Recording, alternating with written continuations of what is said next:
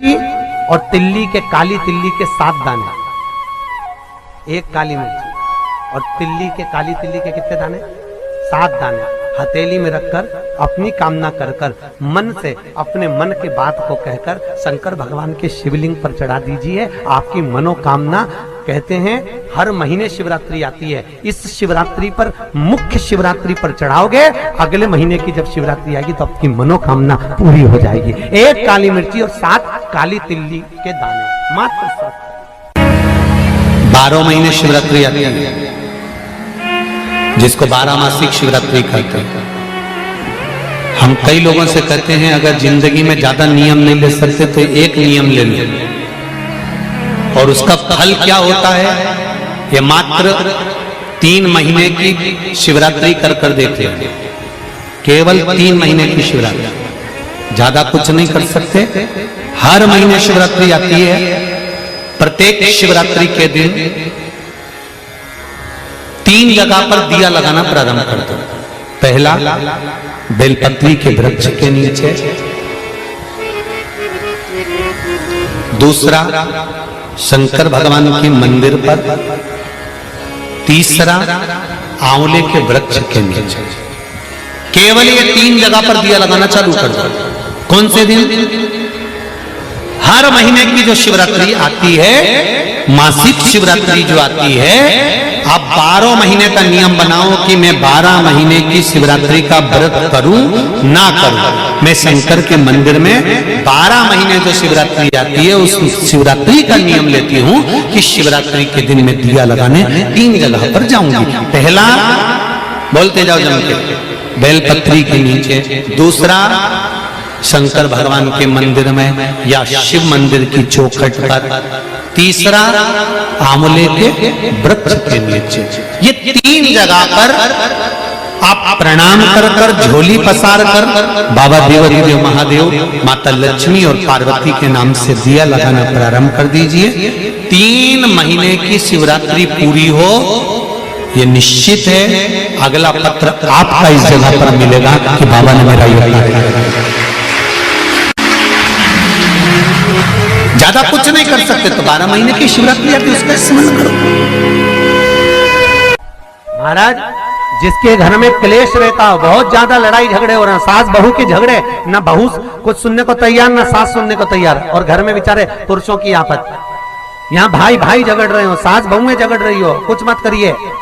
गेहूं की बाली को तोड़ो। गेहूं की बाली जानते हो ना, जिसमें आप लोग तो गेहूं की बाली को तोड़ना है, और बाली 7 बाली तोड़कर अपने घर में घुमाकर अपने घर का नाम और गोत्र बोलकर उसको शंकर को समर्पित कर दीजिए। जिंदगी में कभी सास बहू का झगड़ा नहीं होगा महाराज। शिवरात्रि के दिन उसको समर्पित करिए, आपके घर में कभी क्लेश नहीं मच सकता। 12 महीने शिवरात्रि आती है, और शिवरात्रि के दिन रात्रि को 12 बजे शंकर भगवान पर एक धतूरा चढ़ा दो। क्या चढ़ाना है? जम के बोलिए जरा। धतूरा। ये शंकर भगवान को धतूरा चढ़ा दो। 12 बजे रात्रि को शिव जी पे धतूरा चढ़ाओ। आधे घंटे तक धतूरा चढ़े रहने दो, और आप श्री शिवाय नमस्तुभ्यम का जाप करो। जिस शंकर जी पे धतूरा चढ़ाए उस मंदिर के बाहर बैठकर कौन सा मंत्र जपना है? श्री शिवाय नमस्तुभ्यम। फिर से बोलो, श्री शिवाय नमस्तुभ्यम। धतूरा चढ़ाकर श्री शिवाय नमस्तुभ्यम का स्मरण करिए।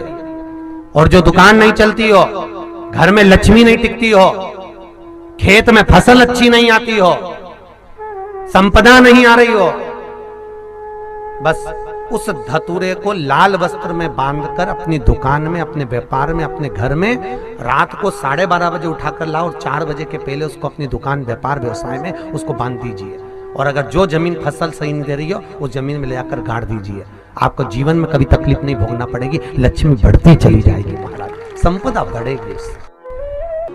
लिंग पुराण कहती है, मान लो किसी व्यक्ति को कोई एक भारी बीमारी हो गई, बड़ा रोग हो गया, और वो रोग डॉक्टर कह रहा है कि ये ठीक नहीं होना है, बहुत तकलीफ उसमें है और कष्ट ही कष्ट है, वो ठीक नहीं हो रहा, दवाइयां लग रही, गोलियां खा रहे हैं। तो महाराज उसका भी वर्णन है। 7 धतूरे, कितने धतूरे लेना है? 7 धतूरे कोई सी भी शिवरात्रि से मतलब महीने में एक बार शिवरात्रि आती है, प्रत्येक महीने आती है। किसी भी शिवरात्रि के दिन 7 धतूरे लेकर, एक धतूरे में मोली, लच्छा, नाड़ा लपेटकर चंद्रमौली भगवान का स्मरण कर उस मौली को लपेटकर 6 धतूरे में हल्दी लगाकर शंकर भगवान की जो जलाधारी है, जलाधारी में आपको पहले भी वर्णन किया है, शंकर भगवान का ये शिवलिंग है, ये जलाधारी है, ये भगवान का जल निकलने का स्रोत, चरणारविंद का भाव। शिवलिंग जहां रखा हुआ है ये पार्वती जी का हस्त कमल है, जो ये गोल भाग है ये पार्वती का हस्त कमल है, जहां शिवलिंग रखा है। जहां से जल नीचे गिरता है उसके सीधे भाग में श्री गणेश जी महाराज का स्थान है, उसके उल्टे भाग में श्री कार्तिकेय जी का स्थान है। जलाधारी के सामने एक मोटी सी लाइन होती है, कहीं सांप बना होता है, कहीं स्थान बना होता है। जो मोटी सी लाइन है ये शंकर भगवान की सबसे छोटी लड़की अशोक सुंदरी का स्थान है। जलाधारी के ऊपर जो 3 टेकी लगी है ये भृगु ऋषि का, भृंगी गण का स्थान है।